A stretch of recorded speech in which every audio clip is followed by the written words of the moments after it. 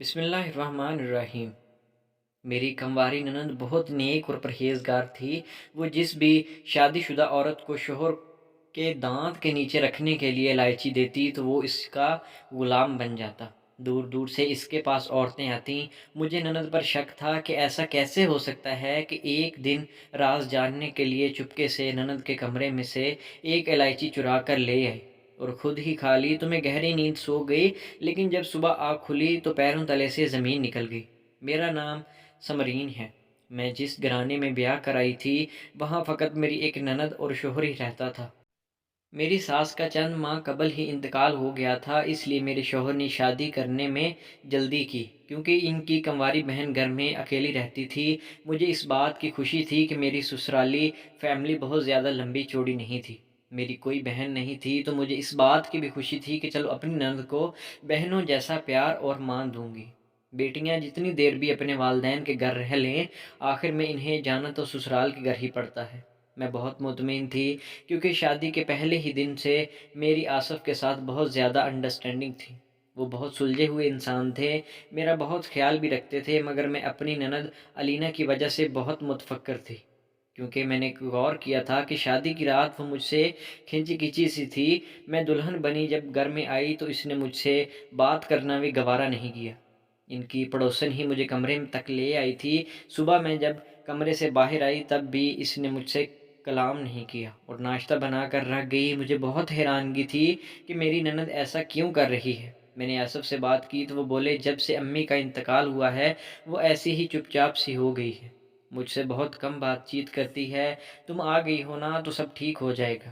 میں نے سوچا کہ شاید علینا بیچاری تنہائی کے سبب ایسی ہو گئی ہے، اس لیے میں اس کی دلجوئی کرنے کی کوشش کرتی رہی، مگر میں نے نوٹس کیا تھا کہ میں جب بھی اس سے بات کرنے کی کوشش کرتی ہوں تو وہ مجھے رکھائی سے جواب دے کر اٹھ کر چلی جاتی ہے۔ مجھے بہت حیرت ہوتی کہ وہ ایسا کیوں کرتی ہے۔ شادی کو بھی ابھی کچھ ہی دن گزرے تھے کہ میں نے محسوس کیا کہ ہمارے گھر میں طرح طرح کی عورتیں آیا کرتی تھیں۔ میری نند انہیں اپنے کمرے میں لے جایا کرتی تھی۔ مجھے نہیں معلوم تھا کہ وہ کون عورتیں تھیں۔ اگر وہ میرے شوہر کے خاندان سے ہوتیں تو مجھ سے کیوں نہ مل کر جاتیں۔ ایک دن میں گھر کے کاموں میں مصروف تھی جب ایک عورت آئی اور مجھے بولی بی بی جی سے ملنا ہے۔ میں بہت حیران تھی کہ یہ بی بی جی کون ہے۔ میں بولی یہاں تو کوئی بی بی جی نہیں رہتی۔ وہ عورت ہنس کر بولی آپ مذاق مت کریں، دراصل میں ان کی دم کی ہوئی الائچی لے کر گئی تھی۔ ان کی دعا اور اللہ کے کرم سے میرا شوہر میرا غلام بن گیا ہے۔ میں جیسا کہتی ہوں ویسے ہی کرتا ہے۔ پہلے تو مجھے بات بات پر مارتا تھا، مگر جب سے الائچی ان کے دانت کے نیچے رکھی ہے انہیں تو میرے سوا کچھ نظر ہی نہیں آتا۔ یہ سب باتیں میرے لیے نئی تھیں۔ اتنی دیر میں میری نند بھی کمرے میں آ گئی۔ اس نے مجھے عورت کے ساتھ محو گفتگو دیکھا تو وہ گھبرا گئی۔ میں نے بھی اپنی نند کے چہرے کے زاویے دیکھنے کے لیے علینا سے کہا یہ عورت کس بی بی جی کے سے ملنے آئی ہے؟ میں نے کہا کہ ہمارے گھر میں تو ایسی کوئی عورت نہیں کہ جو تعویذ گنڈے کرتی ہو، مگر یہ ماننے کو تیار ہی نہیں۔ تبھی وہ عورت بولی ارے یہی تو ہیں وہ بی بی جی جن کی وجہ سے میرا اجڑتا ہوا گھر پھر سے بس گیا ہے۔ علینا گھبرا گئی اور اس عورت کا ہاتھ پکڑ کر اسے اپنے کمرے میں لے گئی۔ پھر وہ دونوں تقریباً گھنٹے بعد ہی باہر نکلے تھے۔ جب وہ عورت گھر سے نکلی تو میں نے علینا کو آڑے ہاتھوں لے لیا۔ میں بولی علینا یہ سب کیا ہے؟ یہ کس قسم کی عورتیں ہمارے گھر آتی ہیں؟ میری بات سن کر علینا چڑ کر بولی بھابھی آپ کے آنے سے پہلے یہ گھر میرا اور میرے بھائی کا تھا، آپ کے آنے کے بعد میرا اس گھر سے حصہ کم نہیں ہو گیا، میں جو چاہے مرضی کروں، میں آپ کو اپنے معاملات میں دخل اندازی کرنے کی اجازت نہیں دیتی۔ میں تو اپنی نند کی بات سن کر ہی دنگ رہ گئی تھی۔ میں بولی علینا یہ گھر کل بھی تمہارا تھا اور آج بھی تمہارا ہے، کل کو بھی اگر تم شادی کر کے اس گھر سے رخصت ہو گئی تو پھر بھی اس گھر سے تمہیں کوئی بے دخل نہیں کر سکتا۔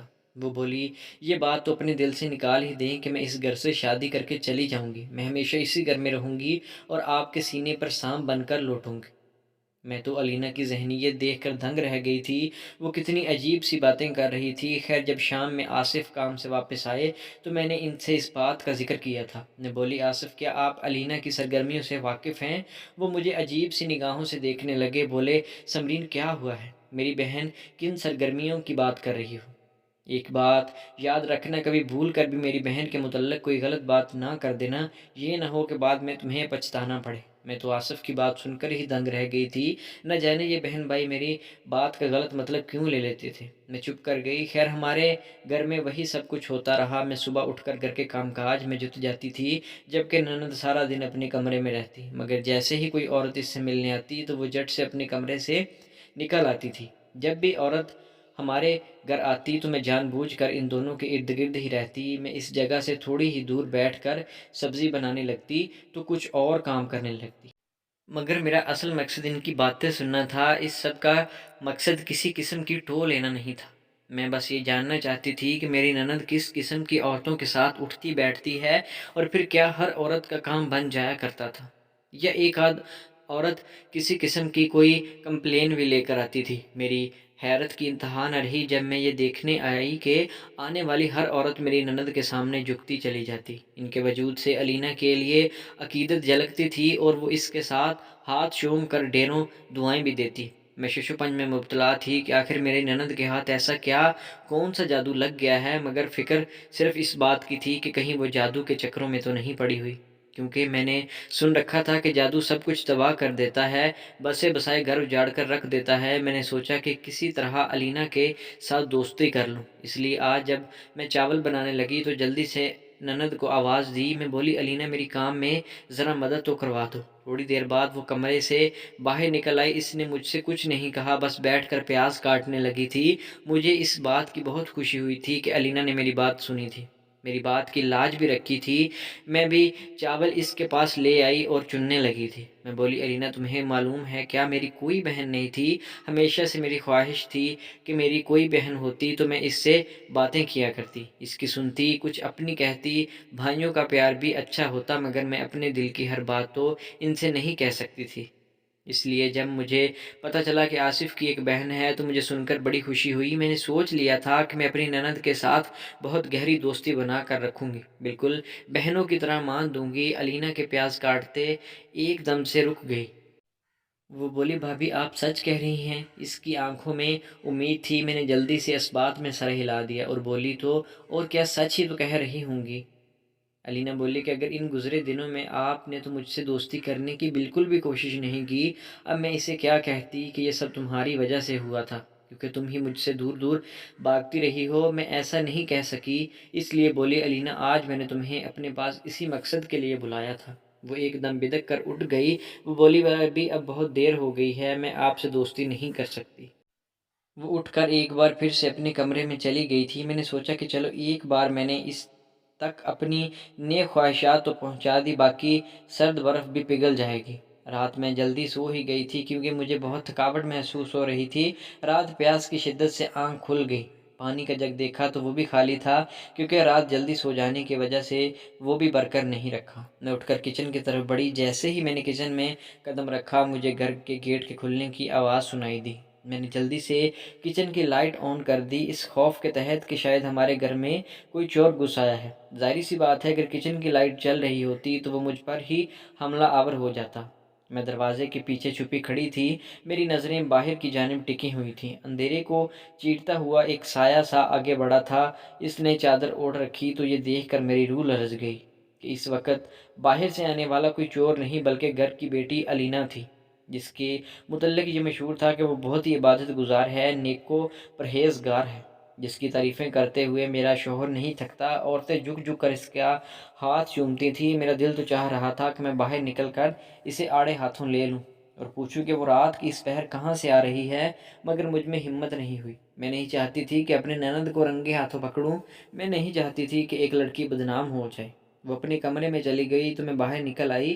میں بھی اپنے کمرے میں چلی گئی، مگر پھر ساری رات سو نہیں سکی۔ مجھے علینا کی ٹینشن اندر ہی اندر سے کھائی چلی جا رہی تھی۔ صبح فجر کی نماز پڑھ کر میں سو گئی۔ میں کتنی دیر سوتی رہی مجھے کوئی خبر نہیں تھی۔ میری آنکھ تبھی کھلی جب مجھے کسی نے جھنجھوڑ کر اٹھا ڈالا۔ میں ہڑبڑا کر اٹھی تھی۔ سامنے علینا کھڑی تھی۔ وہ غصے سے بولی، بھابھی آپ یہاں پر گھوڑے گدھے بیچ کر سو رہی ہیں؟ آپ کو اتنا بھی نہیں معلوم کہ میں ساری رات عبادت میں مصروف رہتی ہوں اور صبح مجھے نکاحت طاری ہوتی ہے۔ میں گھر کے کام کاج نہیں کر سکتی۔ دل تو چاہ رہا تھا کہ میں علینا से पूछ कर ऐसी कौन सी इबादत करती हो जो तुम घर से बाहर जाकर करती हो। मगर मैं ऐसा वैसा कुछ ना बोली। मैं इस मामले को बहुत एहतियात से हैंडल करना चाहती थी, इसलिए मैं उठ बैठी और बोली, अलीना माफ़ करना, बस आज आँख नहीं खुली। वो पाँव पटकती हुई कमरे से बाहर चली गई। मैं बाहर निकली तो ये देखकर हैरान रह गई कि दिन चढ़ उठा था। मैं जल्दी से किचन में चली गई और घर के कामकाज में मसरूफ़ हो गई। थोड़ी ही देर के बाद हमारे घर एक औरत आई। वो अलीना के पास जाकर बैठ गई। कहने लगी, बीबी जी, मेरा शौहर मुझे बहुत मारता है। मेरे घर तीसरी बेटी की पैदाइश हुई है, तो वो कहने लगी कि मैं तुम्हें तलाक दे दूँगा। बीबी जी, मेरा घर बचा ले, मेरे सास मेरा घर उजाड़ने के दर पे है। अगर शोहर ने तलाक दे दी तो मुझे कोई नहीं अपनाएगा। मैं और मेरी बच्चियां दर बदर की ठोकरें खाती रहेंगी। तब मेरे कानों में अलीना की भीगी हुई आवाज़ पड़ी। वो बोली, मर्द कितने बुरे होते हैं ना। तुम फिक्र ना करो, ये इलायची पकड़ो, मीठे में पकाकर अपने शोहर को खिला देना। वो औरत दुआएं देती हुई उठकर अपने घर चली गई। मैं बाहर निकली तो अलीना को रोते हुए पाया था। मैं बोली, अलीना क्या बात है, तुम क्यों रो रही हो?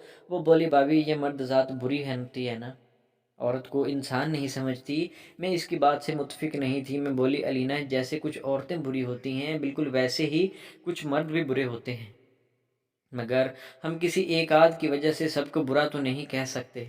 मेरी बात सुनकर वो एकदम गुस्से में आ गई और बोली, भाभी आप तो मेरी हर बात से इख्तलाफ करती हैं। इससे पहले कि मैं अपनी कोई सफाई पेश करती, वो उठकर चली गई। अलीना का मिजाज धूप छाँव जैसा था। कभी वो बहुत अच्छी होती थी तो कभी वो बहुत बदतमीज़ बन जाया करती थी।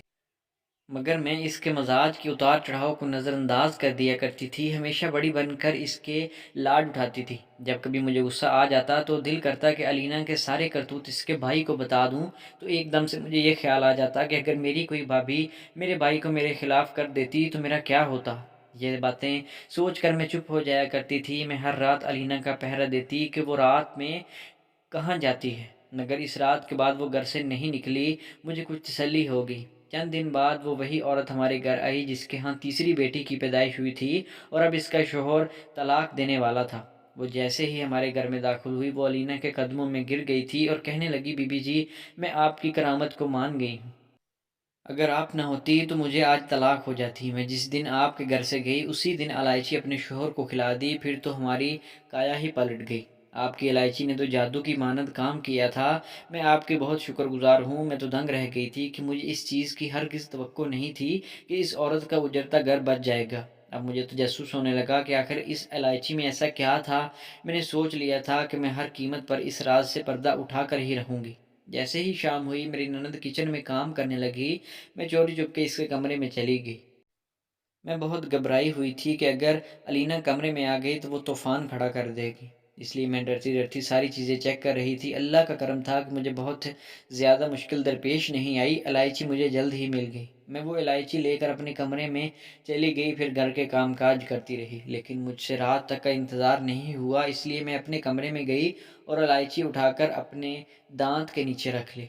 अभी 10 मिनट ही गुज़रे थे कि मुझे ऐसा महसूस होने लगा जैसे मैं सातवें आसमान पर झूल रही हूँ। जी चाह रहा था कि इलायची ही खाती रहूँ। अजीब तरह के चक्कर आने लगे थे।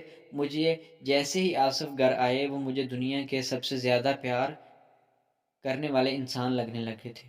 मैं उनका हाथ थाम कर लिया और बोली कि आसिफ़, आपसे बहुत मोहब्बत करती हूँ, आपके बगैर नहीं रह सकती। आसिफ़ बोले, समरीन क्या हो गया है तुम्हें? अलीना पास खड़ी है, कुछ तो हया करो। मैं गुस्से से बोली, मैं अपने शौहर से इज़हार मोहब्बत कर रही थी, मैं इसकी हया का क्या करती।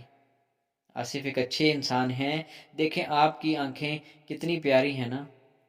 जाने क्या-क्या बोलती जा रही थी, फिर मेरी आँख बंद होने लगी और मैं सो गई। सुबह आँख खुली तो हर चीज़ घूमती हुई महसूस हो रही थी। सर में इस कदर दर्द था कि कोई हद नहीं। मुझे बार-बार मतली हो रही थी। मैं शावर लेने लगी कि शायद मेरी तबीयत सँभल जाए। मैं कमरे से बाहर आई तो सामने ही आसिफ़ बैठे थे। वो मुझे गुस्से से घूर रहे थे। वो बोले, कल रात तुम्हें क्या हुआ था? मैंने एकदम अलीना की तरफ देखा। इसके चेहरे पर इल्तिजा थी। मैं चुप कर गई। आसिफ़ अब मुझसे चीख रहे थे। ऐसा पहले कभी नहीं हुआ था। मैं चुप ही रही। आसिफ़ मुझ पर गुस्सा करके घर से बाहर निकल गए थे।